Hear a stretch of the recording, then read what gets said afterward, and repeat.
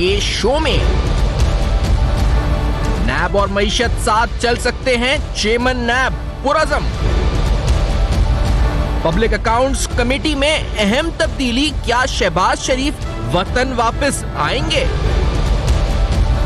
कौम 200 रुपए का पेट्रोल भी बर्दाश्त कर लेगी, वफाकी वजीर का बड़ा दावा।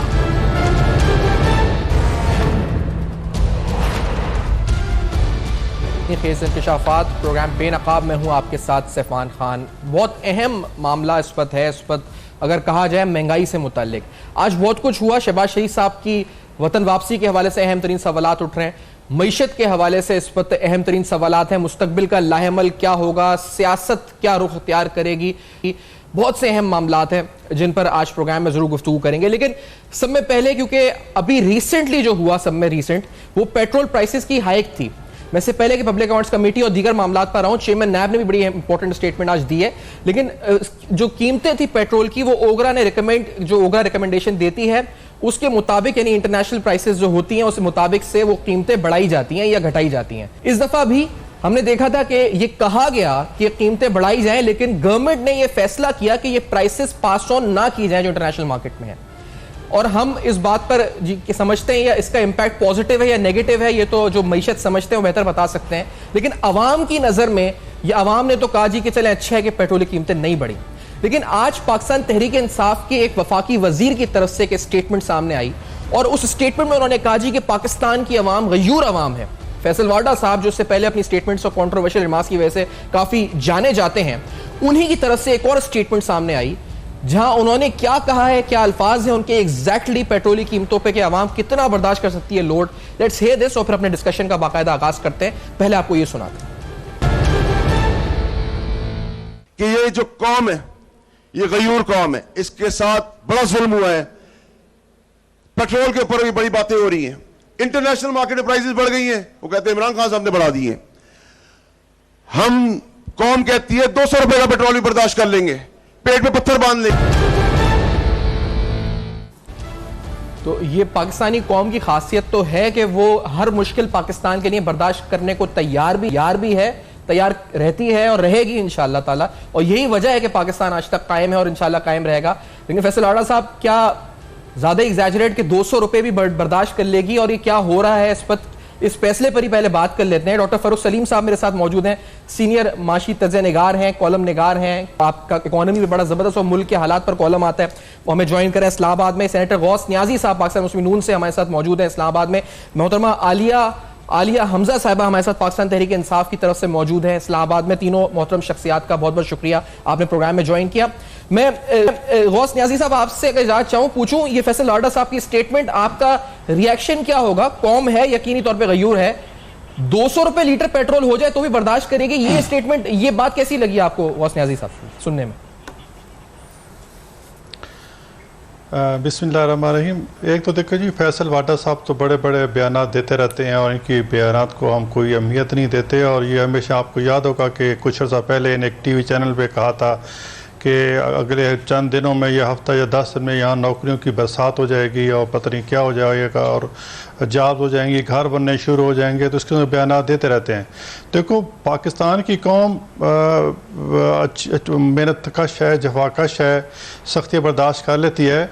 लेकिन कौम को अगर एक चीज़ सिमत नज़र आ रही हो, एक वक्त था कि पाकिस्तान को एक जंग लड़ी पाकिस्तान के जी, और अब पाकिस्तान के लीडरों ने नारा लगाया था कि जब हम घास खा लेंगे एटम बम बनाएंगे, और फिर एटम बम बना तो सारी कौम खुश हुई, कौम ने सारी सख्तियाँ बर्दाश्त की। कौम अभी सख्तियाँ बर्दाश्त करने को तैयार है, लेकिन कौम को एक सिफ्त नज़र आना चाहिए, कोई चीज़ डायरेक्शन नज़र आनी चाहिए कि हाँ अब 6 महीने बाद, साल बाद, 2 साल बाद हमारे माशी हालात अच्छे हो जाएंगे, हमारे बच्चों को नौकरियाँ मिलेगी, हमारे बच्चों का अच्छा मुस्तकबिल होगा, मुझे घर मिल जाएगा। कौम सब कुछ बर्दाश्त करने को तैयार होगी। लेकिन जब आपके सामने एक मुबहिम मंजिल हो, जो कुछ चीज़ नज़र नहीं आ रही हो और दिन ब दिन आपकी मईशत और हालात बदतर होते जा रहे हों तो फिर कौम मायूस हो जाए, कौम फिर 200 रुपए के पेट्रोल नहीं बर्दाश्त करेगी, फिर कौम सड़कों पे आएगी और इनका मुकाबला करेगी। और हम भी जो हमारी जो पोजीशन की जो खामोशी है, लेकिन यही फैसल वाडा साहब थे। अब आली साहब आपसे पूछूंगा कि कुछ दिन कबल ये नौकरियों का ऐलान कर रहे थे और कह रहे थे कि चंद दिनों के अंदर बहुत सी नौकरियां आएंगी, बल्कि नौकरियां इस वक्त पता नहीं कितनी हजारों लाखों क्या होगा नौकरियां, बारिश हो जाएगी नौकरियों की। पेट्रोल के हवाले से ही मामला था, वो भी ऑयल एक्सप्लोरेशन का जिक्र था। आज ये कह रहे हैं कि 200 रुपए तक पेट्रोल चला जाए तो भी कौम बर्दाश्त कर लेगी। कौम तो बर्दाश्त कर लेगी, लेकिन क्या ये मुस्तकबिल की हमें अक्कासी कर रहे हैं, मंजरनामा दिखा रहे हैं, क्या वाकई 200 तक पेट्रोल चला जाएगा, ये बता रहे हैं कौम को? क्या बता रहे हैं ये, क्यों, ये क्या स्टेटमेंट है ये? आलिया साहब आप क्या कहना चाहेंगे? बिस्मिल्लाहिर्रहमानिर्रहीम, थैंक यू। मैं सबसे पहले तो अपने भाई की बात का जवाब देना चाहूंगी जो उन्होंने कहा कि जी डायरेक्शन क्लियर नहीं है। फैसल वाडा साहब ने तो स्टेटमेंट एक सिंबॉलिक सी स्टेटमेंट दी होगी फैसल वाडा, और मेरे ख्याल में this is the half statement, वो कहना कुछ और चाह रहे होंगे। मैं कुछ चीजें बताना चाहती हूँ डायरेक्शंस के बारे में। कर्जा जनाब, मैं हिस्ट्री याद करा दूं, 6000 से 30,000 अरब तक का हो गया, ठीक है। महंगाई हमारी कहां तक पहुंच गई थी जी? हमारी तकरीबन 8% महंगाई हो गई और 60 अरब के हमारे चेक बाउंसेस हो गए, 102 अरब हम प्रोविडेंट फंड से खा गए। पब्लिक सेक्टर जो है 1300 अरब का खसारा छोड़ के गए। गैस में 150 अरब का खसारा था और बिजली में 1200 अरब का खसारा था, और रेलवे, पीआईए, सारे स्टेट इंस्टीट्यूशंस जो थे वो लॉसेस में थे। ये तो वो था जो हमें दिया गया, जिसके बारे में हमें ये कहा जा रहा है कि जी हमारी डायरेक्शन चूंकि क्लियर नहीं है तो इसलिए। तो जी मैं इनको इतना बता दूं कि हमारी डायरेक्शन बिल्कुल क्लियर है। जो इन्फ्लेशन, सबसे कम इन्फ्लेशन इन 8 मंथ्स में पीटीआई की गवर्नमेंट में हुई, जो स्टिल कल भी वजीर आजम कह रहे थे और as a their spokesperson I am saying कि हम उसको भी कम करेंगे। उसके अलावा बहुत सी ऐसी चीजें, हमारा करंट अकाउंट डेफिसिट आज के लिहाज से 44% कम हो गया। फॉरेन एक्सचेंज जो हमारे रिजर्व्स थे उनके मुकाबले में हम ये बता रहे हैं कि $270 मिलियन हमने इंप्रूव कर लिए। एक्सटर्नल पब्लिक डेट जो है हमारा वो उनके मुकाबले में 8 बिलियन हमने वो कर दिया, और external public debt servicing 3.9 billion है जबकि उनकी 5.5 बिलियन थी। एक्सपोर्ट हमारी इंक्रीज होगी, इंपोर्ट हमारी कम हो रही है। देखिए these all are the direction. और जहां तक है पेट्रोलियम, बार बार ये एक सेकंड जी ये बिल्कुल सारे फिगर सही है। एक सेकंड में सिर्फ एक छोटा सा आपको, जो पेट्रोलियम की बार बार बात होती है तो मैं इसमें थोड़े से बैकग्राउंड में जाना चाहूंगी और मैं ये क्लियर करना चाहूंगी कि एक मिस हमें मिला था, उस मिस को हमने 8 मंथ्स में बड़ी अच्छी डायरेक्शन में ले जाके क्लियर करने की कोशिश की। और अगर मैं पर्टिकुलरली पेट्रोलियम की बात करूं तो पेट्रोलियम में ट्रंप की एक ट्वीट आती है और ट्रंप के उस ट्वीट का मफहूम मैं जरूर ये बताना चाहूंगी कि उसमें इंटरनेशनल मार्केट के अंदर प्राइसेस बढ़ रही थी। ना सिर्फ वो,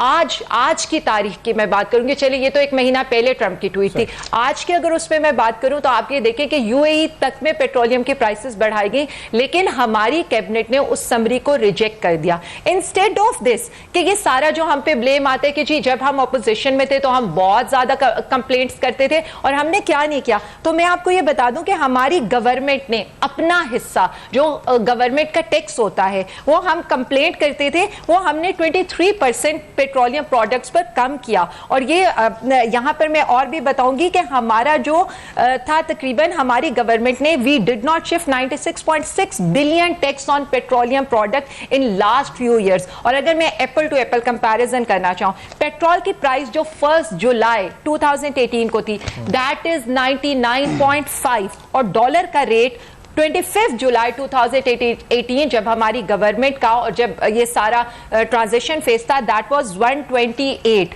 आज 100 रुपया पेट्रोल की प्राइस है और डॉलर इंक्रीज कर चुका है।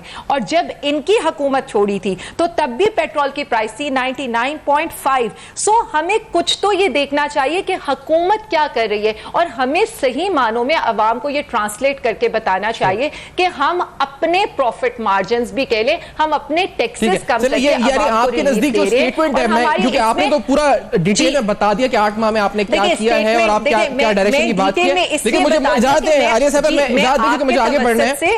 मैं सिर्फ एक जस्ट क्योंकि आपकी बात काफी लंबी तवील हुई है, मैं इस बात को आपका पॉइंट अब तक पहुंचा है, चाह रही हूं कि ये अवामी हुकूमत है जी। अच्छा ये बात इंपॉर्टेंट है आपने जो किया, लेकिन ये जरूर डॉक्टर फरूख सलीम साहब मैं आपसे, क्योंकि ये स्टेटमेंट जो फैसल वाडा साहब की 200 रुपए वाली थी ये आपने कहा है कि आउट ऑफ कॉन्टेक्स्ट हो सकती है, पूरी बात ना हो, शायद हो सकता है, और ये बात शायद एक उन्होंने मिसाल के तौर पे भी दी हो कि हाँ 200 रुपए भी हो जाए तो आवाम बर्दाश्त कर लेगी, सीरियसली इसको नहीं लेना चाहिए। लेकिन फरोख सलीम साहब, आप क्या समझते हैं, क्या वाकई में कीमतें जिस तरह इस दफा बढ़नी थी बढ़ी नहीं, लेकिन कब तक हम रोक सकते हैं इन कीमतों को बढ़ने से, और अगर रोकेंगे तो नुकसान क्या है, और अगर नहीं रोकते तो क्या फायदा, या रोकते हैं तो क्या फायदा या नुकसान है?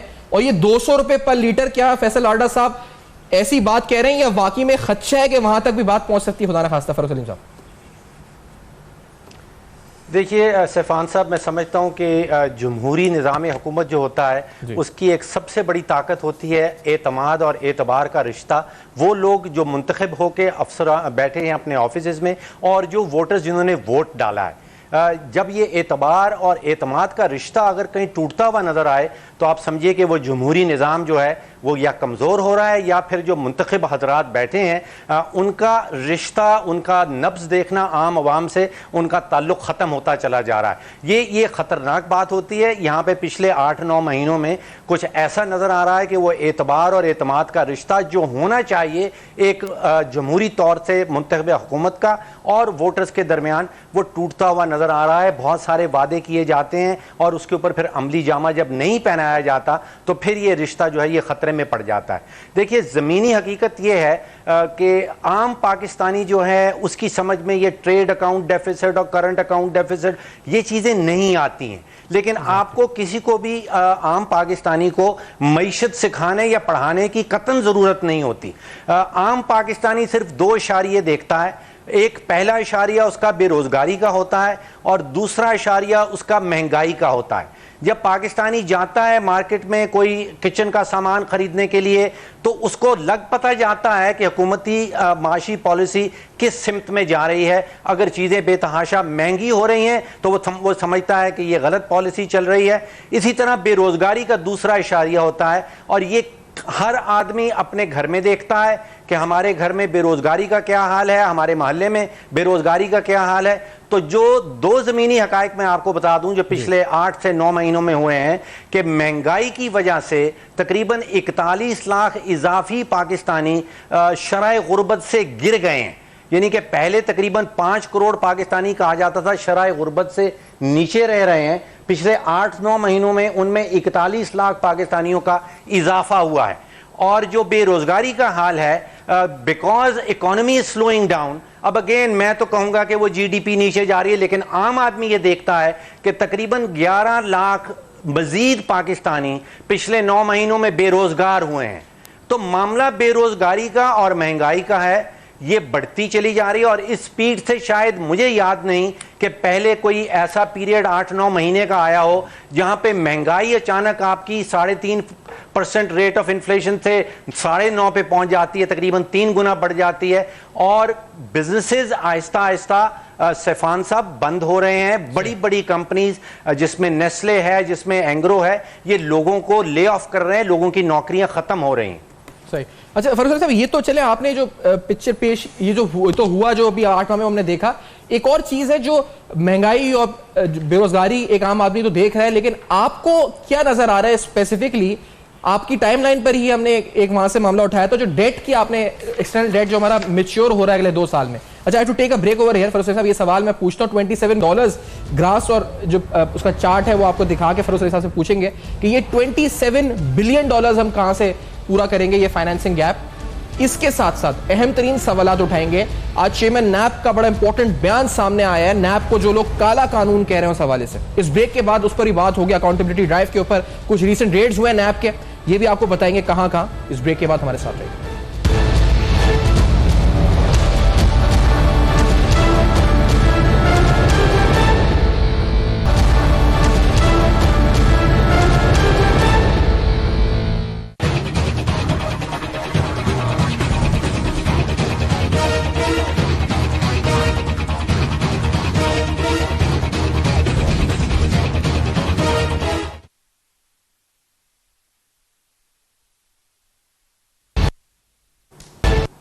Welcome back. आप देख रहे हैं बेनकाब, और बेनकाब में आपके सामने अहम तरीन सवालात उठा रहे हैं। मुस्तकबिल क्या होगा, क्या नहीं होगा, मईशत के हवाले से अहम तरीन फैक्ट्स आपके सामने बेनकाब कर रहे हैं। इससे पहले हम आगे बढ़ें, आपको बताते हैं कि एक स्टेटमेंट आई थी कुछ दिन कबल आसिफ जरदारी साहब की, पाकिस्तान पीपल्स पार्टी के को चेयरमैन है, साबिक सदर हैं, जो अकाउंटेबिलिटी ड्राइव है इस हवाले से अहम स्टेटमेंट है। उन्होंने क्या कहा था कि नैब और मईशत, इनका जो कोरिलेशन वो समझते हैं कि किस तरह ये दोनों आगे चल सकते हैं, नहीं चल सकते। आपको जरा सुनवाते हैं, फिर अपने टॉपिक पे आते हैं। ये आपको बताते हैं कि क्या कहा गया था सदा साहब। या तो नैब चलेगा या फिर इकोनॉमी चलेगा, दोनों साथ नहीं चल सकते। या तो नैब चल सकता है या मईशत चल सकती है। आज चेयरमैन नैब ने इस बारे में क्या कहा है कैटेगोरिकली, दो टोक अल्फाज में, आपको ये भी सुनवाते हैं। इन दिनों में बहुत से अफलातून पैदा हो गए हैं, बकरात और सकरात पैदा हो गए हैं, जिन्होंने नैब का कानून नहीं पढ़ा, आइन नहीं पढ़ा, लेकिन इसके बावजूद वो ये ज़रूरी समझते हैं कि वो तनकीद ज़रूर करें। नैब ने हमेशा तनकीद को खुशामदीद कहा है। मैं इस मौके पर यह भी बताता चलूँ कि नैब और करप्शन साथ साथ नहीं चल सकते। नैब और मईशत साथ साथ चल रहे हैं और साथ साथ चलेंगे। करप्शन नहीं होगी, करप्शन नहीं होगी तो मईशत तरक्की करेगी। इस बयान पर कि करप्शन नहीं होगी तो मईशत चलेगी, जबकि जरदारी साहब समझते हैं कि मईशत और नैब एक साथ नहीं काम कर सकते। इससे पहले कि मैं डेट के हवाले से सवाल उठाया था डॉक्टर फरोज सलीम साहब से, मैंने ब्रेक से पहले इंपॉर्टेंट सवाल है। इमरान खान साहब ने कल जब यौम तासीस था पाकिस्तान तहरीक इंसाफ का, उन्होंने अपना विजन बताया था कि वो चाहते हैं कि इस मुल्क के कर्जाजात 30,000 अरब से 20,000 अरब पर आ जाए। आपको बताते हैं कि कहा क्या था एग्जैक्टली प्राइम मिनिस्टर की तरफ से, क्या स्टेटमेंट आई थी। Let's hear this. हमें जब हुकूमत मिली तो पाकिस्तान का कर्जा 30,000 अरब था। 30,000 अरब पाकिस्तान का कर्जा था। 10 साल पहले 6,000, 60 सालों का पाकिस्तान का कर्जा 6,000 अरब था। 10 सालों में इन दोनों जमातों ने 6,000 से 30,000 पे लेके गए। अब मैं क्यों याद कराऊंगा 30,000 का? क्योंकि और इंशाल्लाह अगर हम, जब हमारी टर्म खत्म होती है तो हम 30,000 से अगर 20,000 अरब पाकिस्तान का कर्जा कर देते हैं तो इससे कामयाब हुकूमत आई नहीं होगी पाकिस्तान की तारीख से। डॉक्टर साहब आपकी तरफ अब आते हुए, क्योंकि ये जो एक्सटेंड डेट मैच्योर हो रहा है, खान साहब कहते हैं 30,000 अरब का कर्जा है, $27 बिलियन मैच्योर होना है अगले 2 साल के अंदर, जो इजिप्ट, जॉर्डन, लेबनान, मोरक्को, जो पाकिस्तान का जो एक्सटेंडेड मैच्योरिंग है इन 2019-20, इस पर आप गुफ्तगू फरमाइएगा। साथ साथ खान साहब कहते हैं कर्जा कम करेंगे। जो नेशनल असेंबली या जो पार्लियामेंट में फ्लोर पे फिगर्स शेयर हुई हैं उसके मुताबिक सितंबर से लेके जनवरी तक जो पीटीआई गवर्नमेंट है उसने $1681 मिलियन का फॉरेन लोन्स और 1,185 बिलियन रुपीस के लोकल, यानी जो स्टेट बैंक, टी बिल्स और ये मुख्तलिफ जो जगहों से मार्केट से लोन उठाएं। तो ये तो इजाफा हुआ है कर्जे में बजाय कमी के। फरोज साहब, सैफान साहब, आपका पहला वाला सवाल जो है 27 अरब डॉलर के जो कर्जाजात हमने लिए हैं वो वापसी होनी है अगले 2 सालों में। लेकिन इसमें जो करंट अकाउंट डेफिसिट एक्सपेक्टेड है, जो मेरा ज़ाती तखमीना है, वो तकरीबन 21 से 22 अरब डॉलर का करंट अकाउंट डेफिसिट आएगा अगले 2 सालों में। तो जो आपने जिक्र किया कि ग्रोस फाइनेंसिंग नीड, यानी कि जो कर्जाजात वापस करने हैं और जो हमारा तिजारत में खसारा आएगा, अगर उसको जमा कर लिया जाए तो बहुत ही खतरनाक फिगर बन जाती है। तकरीबन 50 अरब डॉलर दरकार होंगे पाकिस्तान को अगले 2 सालों में, अगर हमने अपना कर्जा वापस करना है और अपना करंट अकाउंट डेफिसिट भी पूरा करना है। अच्छा, अब देखिए, एक बात तो चाहत है, एक बात नीयत की है, और तीसरी बात आती है ज़मीनी हकीकत की। इसमें कोई शक नहीं कि हमारे वज़ीर आज़म साहब, मेरा ख्याल है कि पिछले 10-15 सालों में पहले वज़ीर आज़म ऐसे आए हैं जिनका अपना ज़ाती एजेंडा और पाकिस्तान का नेशनल एजेंडा, जो कौमी एजेंडा है, वो दोनों मिलते हैं। यानी कि जो विजन था वो ये था कि गुर्बत दूर करनी है हमने इस मुल्क में और करप्शन दूर करनी है, और आम पाकिस्तानी और नेशनल एजेंडा भी यही है। लेकिन ज़मीनी हकीकत पिछले 7-8 महीनों की वो ज़रा सी उससे फ़र्क आ रही है। ये अरबों डॉलर और अरबों रुपए का आम आदमी जो है वो समझ नहीं पाता। लेकिन अगर आप देखिए 5 साल जो पीपल्स पार्टी के गुजरे, उसमें औसतन रोज़ाना का इजाफी कर्जा 5 अरब रुपए लिया जा रहा था, और उस वक्त हम सोच रहे थे कि ये बहुत बड़ा कर्ज लिया जा रहा है। पीएमएलएन के 5 साल गुजरे 2013 से 2018 तक, तो वहां पे तकरीबन 7.7 अरब रुपए इजाफी कर्जा रोजाना का लिया जा रहा था। लेकिन अब पिछले 8 महीने की जो स्टेट बैंक की फिगर्स आ रही हैं, अब इजाफी कर्जा रोजाना की जो मिकदार है वो 14 अरब पे पहुंच चुकी है। तो पीएमएलएन के मुकाबले में अब रोजाना के हवाले से 2 गुना ज्यादा कर्जा लिया जा रहा है, और उसकी बहुत सारी वजूहात हैं। एक तो वजह उसकी गर्दिशी कर्जा है, क्योंकि गर्दिशी कर्जा पीएमएलएन के दौरान 1 अरब रुपया रोजाना का हुआ करता था, क्योंकि उस वक्त हमारे पास तकरीबन 20 से 22 हजार मेगावाट की इंस्टॉल कैपेसिटी थी। अब जो पिछले 5 सालों में इजाफी कैपेसिटी बिजली की सामने आई है, अब कहीं 34-35 हजार मेगावाट पे हम पहुंच गए हैं, और इजाफी गर्दिशी कर्जा जो है वो 2 अरब पे पहुंच गया है।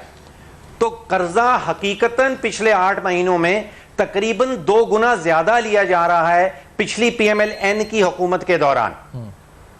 तो ये तो बड़ी एस्टोनिशिंग। मैं इधर जवाब दे दूं जी। अच्छा, आलिया साहब आप कुछ कहना चाह रही हैं इस पे जवाब में? जी I want to respond. Ji, I just want to respond. देखिए, मैं बिल्कुल फिगर्स वाइज फरूख साहब को जवाब दूंगी। बहुत सी चीजें उठाई गई। इन्होंने कहा जी public is concerned about 2 things. मतलब मैं बिल्कुल इनके स्टार्ट से, ब्रेक से पहले से बात करूंगी। तो जी मैं ये बता दूं, and it's from the state bank की रिपोर्ट से है कि पीटीआई का जो एवरेज और अभी भी आज की रिपोर्ट भी आई है, आज हमारा अगर अप्रैल में 10.9 था तो it is now reduce to 8 point something. लेकिन जो एवरेज की बात मैं करूंगी, पीटीआई के दौर में जो एवरेज इन्फ्लेशन है दैट इज 7.1, और इसी तरह से पीपल्स पार्टी के दौर में जो थी वो 21% थी, और पीएमएलएन के दौर में दैट इज 8.4% थी। तो जी 8.4% से हम 7.1% पे, अगेन मैं बता दूं दैट इज मोर। अवाम सफर करिए और हमें उसका एहसास है, और हम इसको भी कम करेंगे। लेकिन हम 8 महीने का कंपैरिजन करें तो हमें पता चलता है कि PTI is much better than what happened in past. एक तो ये चीज। दूसरी यहां पर मैं कोट करना चाहूंगी हफीज पाशा साहब को। मैं उसकी बात कर रही हूं बिकॉज जो इन्होंने पॉइंट बताया मैं उसकी बात करूंगी। हफीज पाशा साहब को, हफीज पाशा साहब ने अपनी बुक में एक जगह मेंशन किया था कि पीएमएलएन की गवर्नमेंट क्लेम करती रही कि पॉवर्टी जो आपकी है that has been brought down from 30% to 25%, जबकि इंडिपेंडेंट सोर्सेज ऑलरेडी ये कहते हैं कि ये तो 38% से भी हाई थी। तो जी मैं ये बता दूं कि हमारा जितना भी वजीर आजम का जो विजन है that is about the poor people, और हमारे एहसास प्रोग्राम हो गए, पनागाह हो गई, इस टाइप की जितनी भी चीजें हैं they are for the poor people. अब आ जाए जी लोन्स की तरफ। लोन्स की तरफ मैं एक बिल्कुल छोटी सी बात बताऊंगी। जी हमें कहा जाता है हमने इतना कर्जा ले लिया, फलाने उससे ले लिया, या ज्यादा ले लिया या कम ले लिया। हमेशा 1988 में आपका एक्सटर्नल डेट था $13 बिलियन। पीपल्स पार्टी पीएमएलएन का फर्स्ट टेन्योर एंड हुआ दैट इज $39 बिलियन। मुशर्रफ का दौर एंड हुआ that is $40.6 billion. Now at the end of all this $96 billion is debt जो हम इनहेरिट करके आए हैं, हमारी बेसलाइन जो है। तो मैं अपनी बेसलाइन से बात करूंगी, और बेसलाइन के बाद ये डॉक्टर साहब भी जानते हैं, फरूख साहब भी जानते हैं कि 27 बिलियन आईएमएफ ने कहा है जो 2 साल में मैच्योर हो रहे हैं। $8 अरब इसके अलावा है जो हमने पे करना है। ये सारी चीजें प्लस अगर आप एक्सचेंज रेट देखें, एक्सचेंज रेट को जब ये रुपीस में कन्वर्ट करेंगे तो वो एज इट इज ये फिगर आएगा। अदरवाइज देखें अगर चीजों को देखें, लेकिन आलिया साहब मुझे एक सवाल पूछना है। आलिया साहब यहाँ पर ये जो बात है, एक सेकंड सर, एक सेकंड, एक मिनट, ये बड़ा इंपॉर्टेंट बात है। मैं सिर्फ क्लियर कर रही हूँ। देखें इकोनॉमी के जो इकोनॉमी के फैक्टर्स बहुत इंप्रूव कर रहे हैं। देखें इकोनॉमी के फैक्टर्स बहुत इंप्रूव कर रहे हैं। आपके जितने भी इकोनॉमिस्ट हैं, जितने इकोनॉमिस्ट हैं, वो सारे यही कह रहे हैं कि गवर्नमेंट की जो डायरेक्शन है दैट इज क्वाइट क्लियर। मुझे इजाजत दें सवाल ये पूछना, क्योंकि ये जो हमने अभी चार्ट दिखाया है। देखिए सर एक सेकंड, मैच्योरिटी का देखिए, मैं आप ही से सवाल पूछ रहा हूँ। आलिया साहब आप ही से पूछ रहा हूँ कि जो एक्सटेंडेड मैच्योरिंग आपने भी जिक्र किया है $27 बिलियन का, फरूख सलीम साहब ने जिसका जिक्र किया था, उसके साथ वो करंट अकाउंट डेफिसिट का बता रहे हैं, ग्रॉस फाइनेंसिंग नीड बता रहे हैं। ये तो हम जानते हैं, स्ट्रेटेजी क्या है? आप कह रही हैं $8 बिलियन और भी है जो मैच्योर हो रहा है, आईएमएफ ने बताया हमें। तो what is your strategy, government strategy क्या है, ये हम पूछना चाह रहे हैं। Is simple.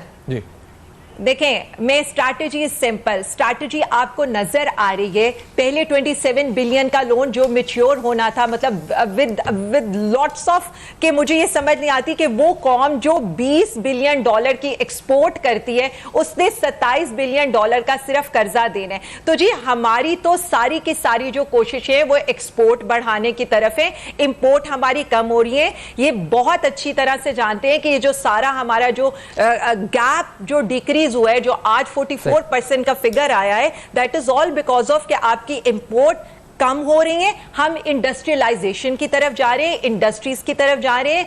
हमने वो जो 1960s में पाकिस्तान के साथ था, जो एकदम से डी इंडस्ट्रियलाइजेशन का आया था, we are going back into that direction. हम लोकल मैन्युफैक्चरिंग को पर तवज्जो दे रहे हैं, और ये खुद फरूख साहब बता सकते हैं कि ये चीजें जो है, इकोनॉमी कांट बी एक मैजिक फैन नहीं है जो एक दिन में 2 दिन में ठीक हो जाएगा। Direction, focus is clear. हम जिन चीजों की तरफ जाना चाहते हैं, एक्सपोर्ट बढ़ाना चाहते हैं, वी आर वर्किंग हार्ड। और ये इस चीज को भी अप्रिशिएट करना चाहिए कि जी 5 सालों में क्या, पिछले 10 सालों में सिर्फ एक्सपोर्ट कम हुई है, आपने 2% 8 मंथ्स के अंदर इंक्रीज किए। तो जी हम we are on our toes to improve this economy. Okay, got your point. अब सेनेटर गौस साहब, आपसे जरूर ये पूछना चाह रहे हैं, इससे पहले कि फरूख साहब से इस बात का जवाब लें, कि बड़े मुल्क के हालात संगीन हैं। शहबाज शरीफ साहब ने बड़ी एक तरह से जंग लड़ी, जंग तो ज्यादा लफ्ज हो जाता है, लेकिन जंग ही थी वो सियासी तौर पर, पब्लिक अफेयर्स कमेटी का चेयरमैन बनने के लिए, फिर अपोजिशन लीडर बनने के लिए पीपल्स पार्टी से मुफाबात हुई, बड़े दिनों वो उनको ओहदा मिला। और इस वक्त जब मुल्क को जरूरत है, अपोजिशन भी वाइब्रेंट होनी चाहिए। शहबाज शरीफ साहब उस ओहदे को छोड़ चुके हैं। आपकी पार्लिमानी पार्टी के इजलास में कहा गया कि इख्तिलाफात पार्टी रहनुमाओं में सामने आए हैं, जमहूरियत अच्छी बात है, लेकिन क्या वजह बनी कि ऐसे अहम वक्त में मुल्क को छोड़ के या इस अहम ओहदों को छोड़ के वो चले गए? ऐसी बीमारी क्या हो गई? गौस न्याजी साहब क्या कहेंगे इस पर? नून लीग क्या सोच रही है? बिल्कुल, मैं इस पे भी रिस्पॉन्ड करूंगा, लेकिन मुझे ये तो अपना मेरी बहन बैठी है, बहुत सी बातें ऐसी की हैं, मैं उनको जवाब देना चाहता हूँ। ये लोन्स की बात करते हैं कि जी PML ने इतने लोन लिए। मैं इनसे पूछता हूँ भाई, अगस्त 2018 से जनवरी 2019 तक कितने इन्होंने लोन लिए? 6 अरब के इन्होंने लोन लिए, और 2-3 अरब जो है वो एक पैसे जो सऊदी अरब ने 3 अरब दिया, और 1 अरब जो था उसने दिया, UAE ने दिया, जिस पे जो टेस्ट वो भी लोन ही उन्होंने दिए as a good castor.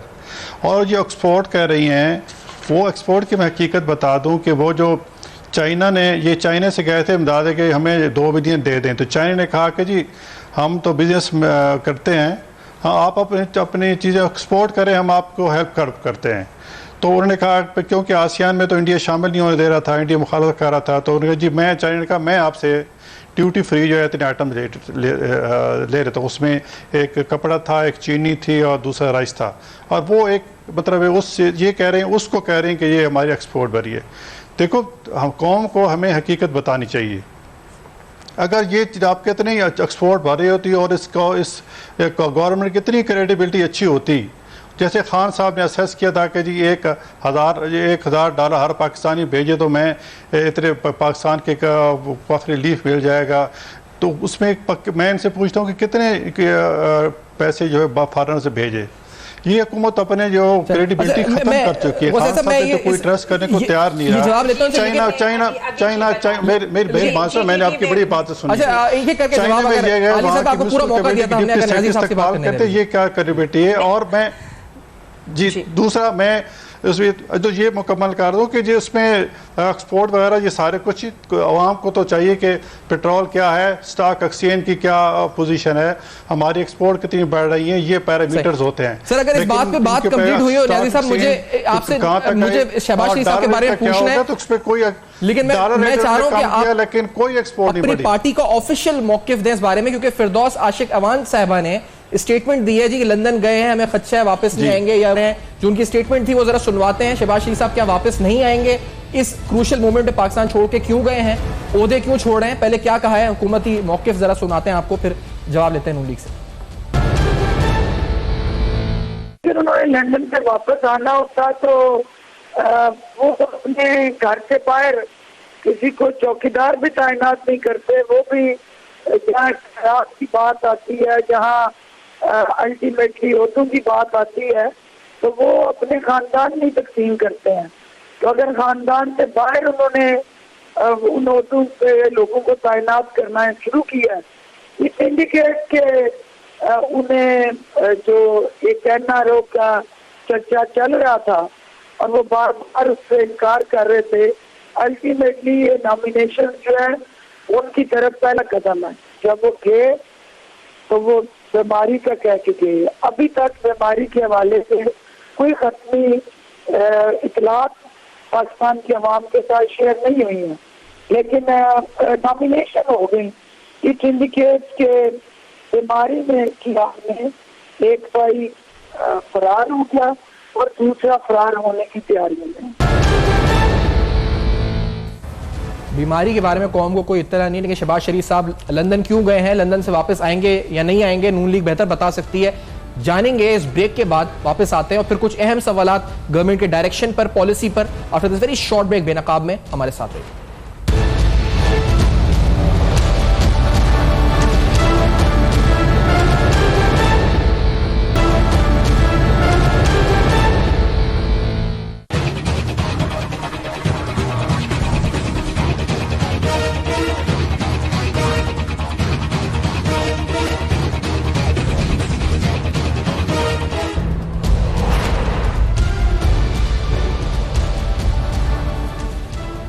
Welcome back. आप देख रहे हैं बेनकाब और बेनकाब में आपके सामने अहम तरीन सवालात रख रहे हैं। शहबाज शरीफ साहब क्यों गए वतन से वापस, बीमारी का बहाना बनाकर गए, क्या वाकई बीमार हैं, वहां जाकर क्या कर रहे हैं, क्यों वापस आएंगे नहीं आएंगे, क्या होगा?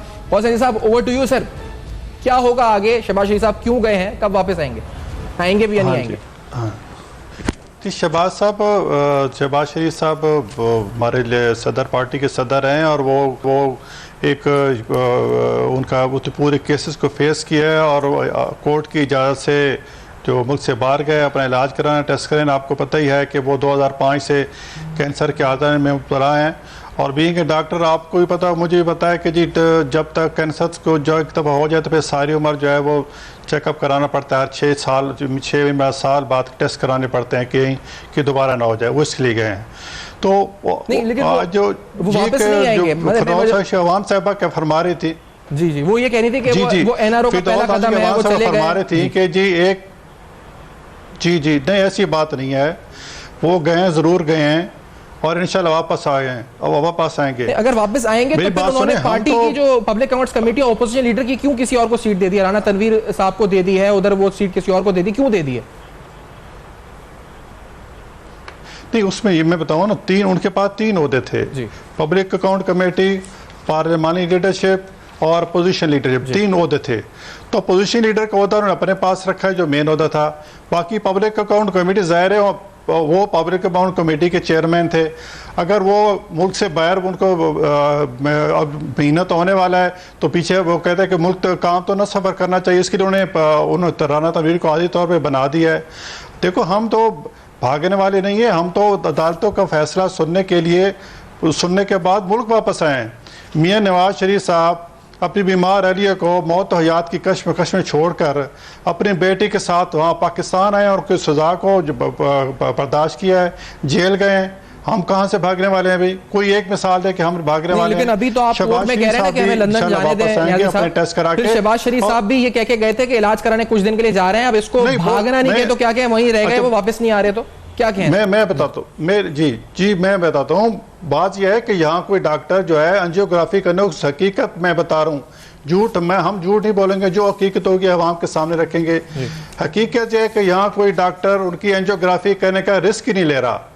वो कहते हैं कि जी कोई खुदा न खासा कॉम्प्लिकेशन जैसे वहाँ लंदन में हो गई थी तो वहाँ तो आ गए थे, कोई दूसरे सीनियर को बुला लिया था, तो यहाँ कोई डॉक्टर रिस्क लेने को तैयार हैं, इसलिए वो एंजियोग्राफी के लिए, और वो भी एक एप्लीकेशन दिए, पता नहीं जाते नहीं, अलग बात है। और ये शक करना कि हम वहाँ रह जाएंगे जब मियाँ नवाज शरीफ रह जाएंगे, शहबाज जी की गलतफहमी है। और ये बताता हूँ, मैं इनको बता दूँ कि एक स्ट्रेटजी है, हम इनको थोड़ा वक्त देना चाहते हैं कि जी इनको खुले एक मैदान दें कि देखो 6 महीने साल बाद ये अवाम को डिलीवर करें और आवाम ही समझ ले कि ये कितना डिलीवर कर सकते हैं, अवाम के मसाइल कितने हल कर सकते हैं, कितने करोड़ घर बना सकते हैं, कितनों को नौकरियां दे सकते हैं, पाकिस्तान के मुश्त कितना दे सकते हैं। ये कह रहे हैं कि हम 10,000 अरब कर्जा दे के जाएंगे, जरा पता चल जाए इन अवाम को, पता चल जाए ये हमारी स्ट्रेटजी है इंशाल्लाह।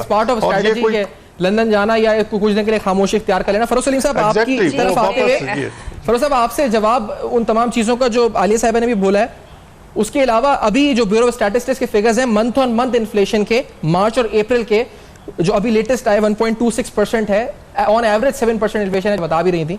और इसके अलावा एक और इंपॉर्टेंट चीज जो आपने भी अपने पास शेयर की हुई थी, वो रेट ऑफ इन्फ्लेशन और जीडीपी ग्रोथ रेट है जो डॉक्टर हफीज शेख साहब के दौर में रहा है 2010 से 13 के दरमियान। ये जो चार्ट हम देखते हैं तो आज के मवाजने में, आज के सामने रखते हैं हफीज शेख साहब को, आप एक्सपेक्टेशन क्या रखते हैं फरूख सलीम साहब? वो चीज़ें हैं सैफान साहब, पहली बात तो मैं थोड़ी सी सियासी कर डालूं कि इस वक्त जो दो बड़ी जमातें हैं पाकिस्तान की, जिसमें PMLN और पीपल्स पार्टी है, इनकी आला तरीन क़यादत के ऊपर बहुत ही संगीन किस्म के इल्ज़ामात लग चुके हैं। और संगीन का लफ्ज़ मैंने इसलिए इस्तेमाल किया कि मनी लॉन्ड्रिंग के जो चार्जेस हैं उनमें बैंकिंग डॉक्यूमेंट्स होते हैं और बैंकिंग रिकॉर्ड्स को अदालत में चैलेंज नहीं किया जा सकता। दोनों पार्टीज की आला तरीन क़यादत जो है उनके खिलाफ बैंकिंग डॉक्यूमेंट्स पेश कर दिए गए हैं और मनी लॉन्ड्रिंग के इल्ज़ामात हैं।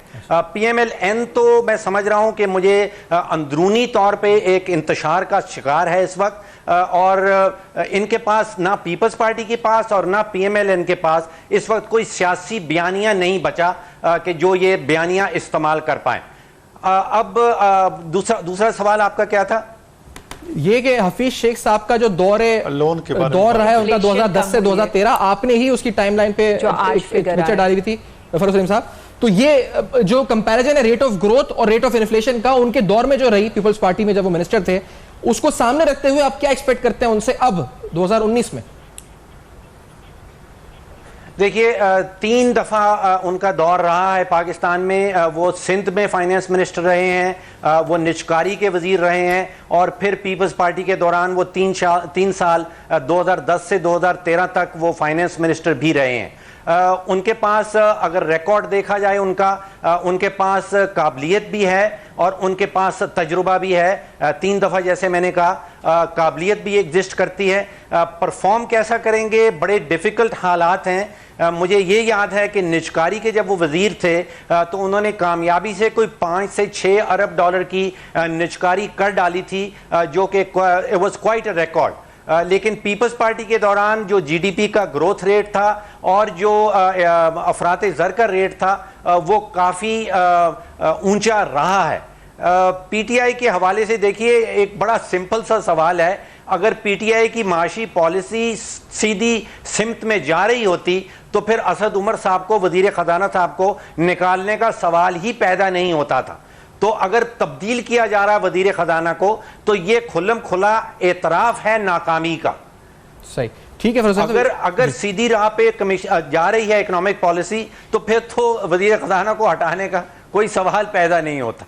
सही, अच्छा इस पे सवाल पूछते हैं, लेकिन पहले आपको नाज़रीन सुनाते हैं कि जो रिसेंट है PTI के, या फिर जो डैम भी है, इसमें और भी चीजें हैं, तो नून लीग क्या उस पर क्रिटिसिज्म कर रही है, स्पेसिफिकली जो नून लीग के अहम रहनुमा क्या क्रिटिसिज्म कर रहे हैं, ये आपको सुनाते हैं। इसमें क्या कहा गया, PTI का और नून लीग दोनों का मौकिफ भी लेते हैं इस पर। लेट्स हियर दिस, क्या कहा जा रहा है।